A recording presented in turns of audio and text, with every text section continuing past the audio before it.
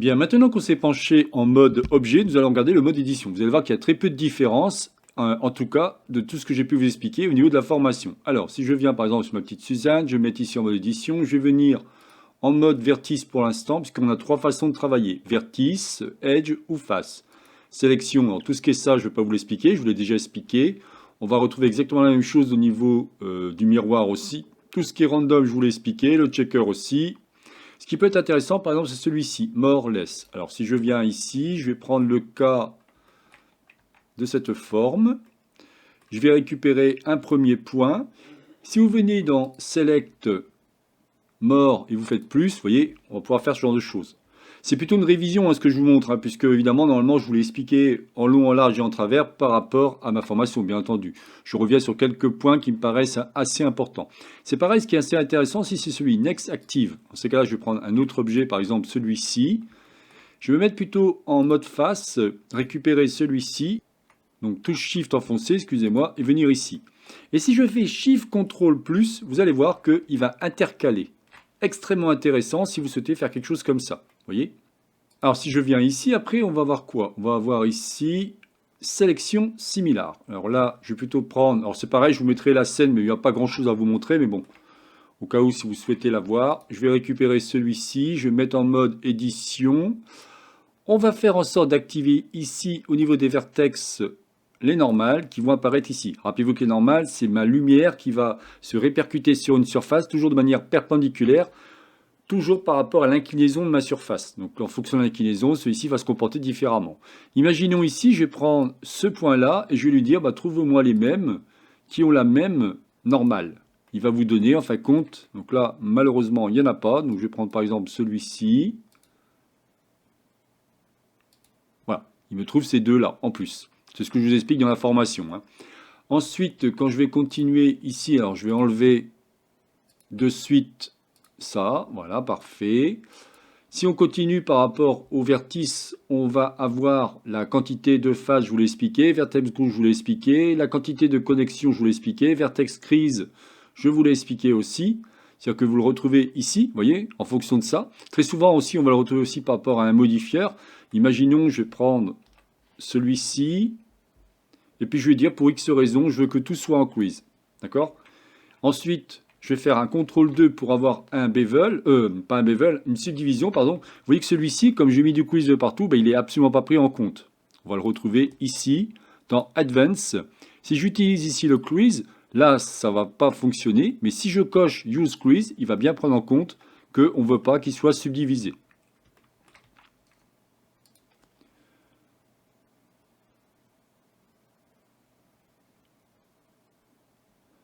Face région, ça veut dire quoi? Ça veut dire que vous les allez retrouver dans pas mal d'endroits aussi. Si je viens par exemple sur cette forme-là, je vais récupérer, on va dire, celui-ci. Je vais plutôt le mettre en mode face, puisqu'on va retrouver à la fois au niveau des vertices et des edges. Et si je fais ça, et que je lui dis ici Select Face région, il va me récupérer les mêmes types de régions. Voilà à quoi cela va servir. Là, je reviens en mode vertice. Vous voyez que j'oscille, enfin je switch ou je permute entre la sélection vertice, edge et face, puisque on retrouve approximativement la même chose, mais bien entendu, je vais beaucoup moins vite dans la formation. Je vous dis, je fais un truc rapide, puisque tout ça, on l'a vu ensemble. Vous allez pouvoir aussi gérer ce qu'on appelle du non-manifold. Vous allez pouvoir gérer les géométries qui seraient perdues, les faces intérieures, les faces qui sont bas et ça. Enfin, tout cela, je vous l'ai expliqué. On va pouvoir voir aussi ce qu'on appelle le link. C'est tout simplement, si j'appuie sur la touche L, je vais linker celui-ci. D'accord? Hop, je reviens ici. On va pouvoir faire le chemin le plus court, extrêmement intéressant aussi. Alors là, je vais plutôt prendre par exemple celui-ci. Je vais donc sélectionner le premier point. Touche Shift, je clique ici. Et si je lui dis ici Select Short Pass, il va essayer de trouver le chemin le plus court pour accéder d'un point A à un point B. Extrêmement intéressant parce que celui-ci va fonctionner à la fois pour les edges, pour les vertices et pour les faces. Regardez, si je me mets ici en face, je fais Select Link, vous l'avez ici, Short Pass. Link Flat Face, ça veut dire qu'il va récupérer quelque chose qui soit le plus plat possible. Donc dans ces cas-là, il faudrait plutôt que je récupère... Alors, on va dire, allez, par exemple, celui-ci. Je vais faire en sorte d'aplatir celui-ci. Donc, je vais faire Alors, en faisant un peu plus, SZ0, voilà, ok. Je vais récupérer juste lui. Je vais venir dans Select. Et là, je vais dire Link Flat Face. Et bien, il va me retrouver, en fin de compte, ce qui est équivalent. C'est un peu comme le coplanar, c'est le même principe. Et ici, vous avez évidemment votre degré. Plus celui-ci sera important, plus d'un seul coup, il va monter en puissance, bien entendu. On va retrouver les fameuses edge loops que j'ai pu vous expliquer. Donc là, vous voyez, il n'y a aucune nouveauté par rapport à ça. Et tout ce qui est Sharp Edge et Side of Active. Alors si je prends le cas de cet objet, je vais venir dans Select et on va cliquer sur Sharp Edge. Qu'est-ce qu'il va faire? Il va me sélectionner en fin de compte ce qui est le plus angulaire. Et effectivement, il a retrouvé cette forme-là. Là aussi, ça peut être très intéressant. Vous avez en fin de compte différents objets où vous êtes en train de faire une pièce mécanique et vous souhaitez récupérer toutes les parties angulaires. Eh bien, vous pouvez récupérer cela sans aucun problème. Bien, regardons maintenant le côté. Alors, si je reviens par exemple sur cette forme-là, je vais me mettre en mode cette fois-ci sélection Edge et on va voir ce qu'il en est. Là, ça ne change absolument pas. Ce qui va évidemment changer à chaque fois, c'est ici. Là, on va retrouver par exemple le lens, on va retrouver la direction, la quantité de face au niveau d'une arête. Alors, ce que je vais vous montrer, c'est ces deux-là qui peuvent être intéressants. Je l'ai déjà expliqué, mais je vais le réexpliquer. Le bevel, le sim, c'est des coutures et la gestion du bevel. Le crease, c'est ce que vous allez pouvoir mettre au niveau de votre, par exemple, comme j'ai pu vous expliquer, au niveau de l'œil de ma Suzanne. Après, vous avez tout ce qui est les free edge marks. Ça va être, quand vous faites en fin de compte pour savoir, vous faites CTRL-E et là, vous avez toutes les informations. Vous voyez, on a ici le edge bevel weight, le edge crease, le marque sim et le marque sharp. Le marque sharp, c'est quelque chose de très angulaire. Alors moi, je vais déjà vous montrer par rapport à lui, qui peut être très intéressant. Imaginons que j'ai une forme comme ça. Alors si vous avez, même je suis en mode objet, vous voyez, on voit le filaire. Pourquoi? Parce que je suis venu ici et j'ai été dans Viewport Display, j'ai cliqué sur Wireframe. Plus intéressant de voir ce qui se passe. Ok. Imaginons, je vais vouloir récupérer par exemple celui-ci et je lui dis Select, Similar, viens me récupérer la même longueur. Donc il va chercher la même longueur de ce qu'il peut trouver. Donc il m'a trouvé à chaque fois différentes arêtes de même longueur. Ok? Imaginons maintenant, je vais prendre celui-ci, venir dans Select, et cette fois-ci, je vais lui demander plutôt, hop, pardon, ici, la même direction. Vous voyez qu'il va me retrouver en fin de compte les mêmes directions. Alors dans ces cas-là, il ne va plus s'occuper de la longueur, mais il va prendre la même direction. C'est-à-dire que, imaginez, je vais prendre ici mon stylet, et bien là, on voit bien qu'il est, alors pas comme ça, pardon, là on voit bien qu'il va dans ce sens-là, lui aussi, et lui aussi. Alors, ce n'est pas une histoire de longueur par rapport ou de direction par rapport à une flèche, hein. C'est simplement dans l'angle qu'il est.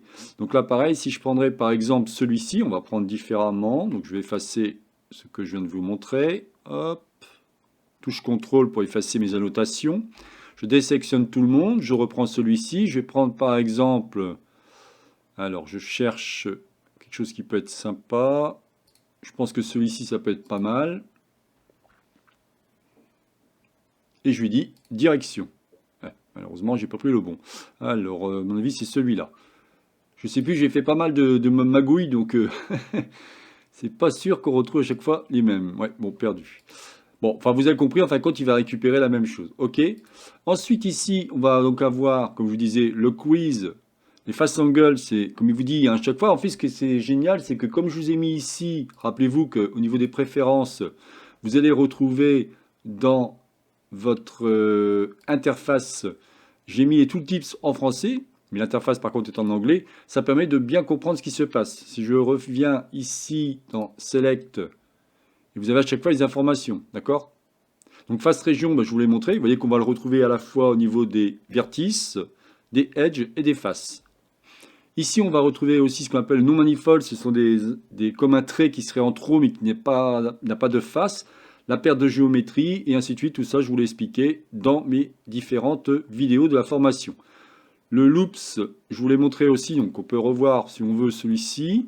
On va venir à cet endroit-là, hop, on va prendre celui-ci. On va se mettre en vue de face, enfin sélection face, pardon, et on va récupérer celui-ci. Si je fais un CTRL+, vous voyez que je vais pouvoir récupérer celui-ci directement. Shift Alt, je peux faire des choses comme ça. Imaginons par exemple, je cherche à récupérer toutes mes arêtes qui vont faire le long de cette boucle d'arête, je viens dans Select, je vais venir dans Loops et je vais dire Edge Rings. Vous voyez, ça peut être sympa d'avoir ce genre de truc par exemple. Ok, alors si je continue ici, on est toujours dans Le Sharp Edge, je vous l'ai montré, et Side of Active, je vous l'ai montré aussi, puisque ça sélectionne toutes les données le long d'un axe. Mettons-nous maintenant en mode face, et voyons la suite. Select, on vient ici, ça n'a pas changé, ici. Le matériau, effectivement, en fonction du matériau, celui-ci va pouvoir sélectionner. Un peu comme je vous ai montré au niveau. Mais là, on est en mode édition. Ça veut dire qu'il va falloir qu'ici, j'ai un matériau. Donc, je vais lui mettre par exemple du rouge. OK. Là, je vais mettre un plus. On va le mettre en bleu. Et ce matériau-là, donc je vais mettre en couleur pour qu'on puisse bien voir. Voilà, ce matériau-là, je vais récupérer celui-ci et pourquoi pas celui-ci. Et là, je vais dire Assign. Eh bien, si je clique en mode face sur cet élément-là, je vais faire ici Select et tu vas me dire en fin de compte matériaux. Enfin, voilà, il va me récupérer, si je me mets bien en mode wireframe, vous voyez, il va me récupérer que lui.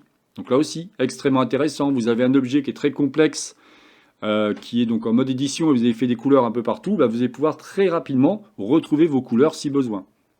On va retrouver l'area, on va retrouver les polygone size, les périmètres, la gestion est normale, comme j'ai pu vous montrer tout à l'heure avec les vertices. Le coplanar, c'est ce que je vous disais tout à l'heure, c'est si je prends par exemple celui-ci, je fais un GZ, je monte un peu celui-ci, je prends celui-ci et je fais Select Similar Coplanar, il va me récupérer que ce qui est à peu près, enfin pas ce qui est à peu près, ce qui est exactement au niveau du même angle. Vous voyez ici que c'est marqué coplanar avec ici soit plus, donc soit moins, soit égal, soit carrément supérieur. À chaque fois, vous allez retrouver ces mêmes boîtes de dialogue qui vont vous permettre de faire cela, bien entendu.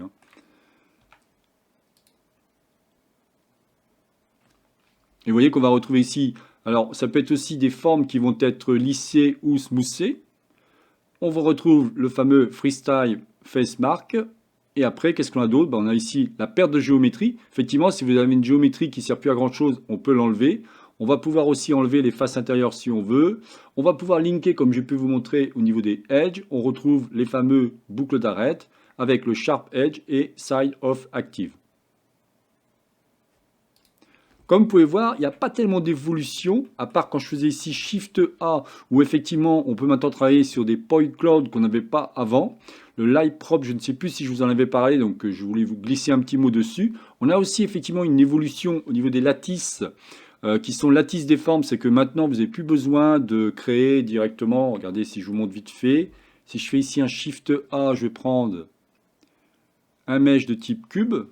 Je vais venir récupérer celui-ci et le mettre ici. Avant, il fallait récupérer un lattice. Enfin, c'était un peu plus compliqué. Il fallait faire ça, il fallait récupérer ici un lattice, mettre votre lattice, le parenter avec votre cube, et ainsi de suite.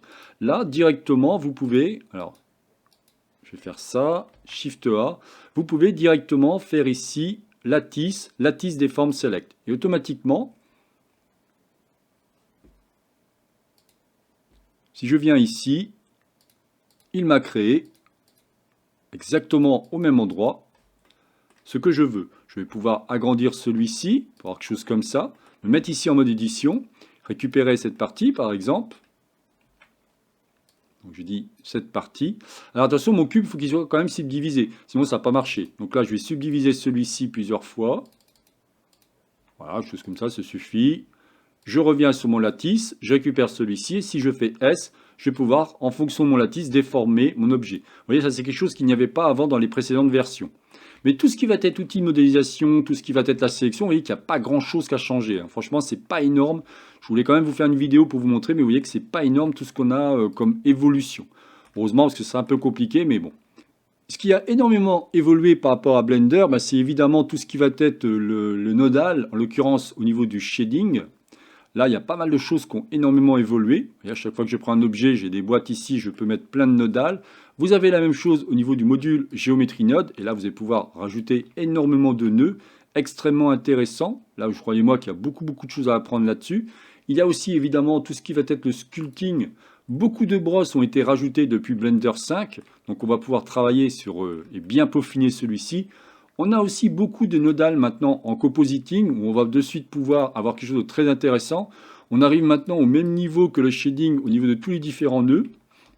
Si je fais ici Shift A, vous voyez, on va retrouver à peu près les textures, on va trouver énormément de choses qu'on n'avait pas avant. C'est vraiment ça l'évolution. Mais bon, cela ne dépend absolument pas de cette formation. Mais je voulais quand même vous montrer que vous avez quand même pas mal de choses qui ont évolué sur Blender 5. Certains sont restés statiques, un peu comme la sélection. Il y a quelques trucs qui ont évolué, mais vraiment pas grand-chose. Par contre, d'autres ont énormément évolué. Dernière chose, vous avez maintenant une chaîne YouTube qui est dédiée à Blender qui s'appelle Blender pour tous. Vous avez à l'heure actuelle 349 abonnés, elle a à peu près maintenant 3 mois cette chaîne YouTube. J'ai à l'heure actuelle 237 vidéos. Pourquoi? Parce qu'en fin de compte, je parle de plein de types de Blender. Si je vais dans les playlists, ce qui m'intéressait, c'était vraiment de vous montrer. Alors j'avais mis ça avant sur une autre chaîne YouTube, mais j'ai voulu vraiment décorréler tout cela pour que vous ayez que du Blender sur cette chaîne YouTube. Il n'y aura que ça.